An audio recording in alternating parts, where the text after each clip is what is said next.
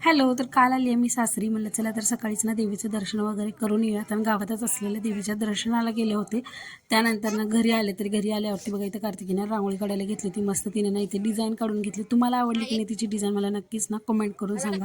त्यानंतर ना मी स्वयंपाक वगैरे बनवून घेतला. आणि त्यानंतर इथे मी नैवेद्य वगैरे भरून घेतले, कारण आज घट उठवतात आणि परडी देखील भरून घेतात. त्यासाठी ते नैवेद्य तयार केलं आणि घट उठवायला घेतलं.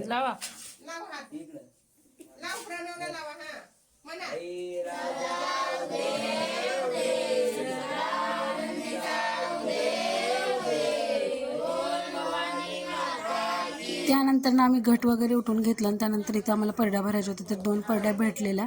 आणि त्यानंतर ना मी इथे परड्या वगैरे भरून घेतले, सगळे नैवेद्य वगैरे घालून घेतलं ताटामध्ये. आणि त्यानंतर ना पीठ वगैरे असतं ते घातलं आणि छान असं देवीच्या परड्या भरून घेतल्या.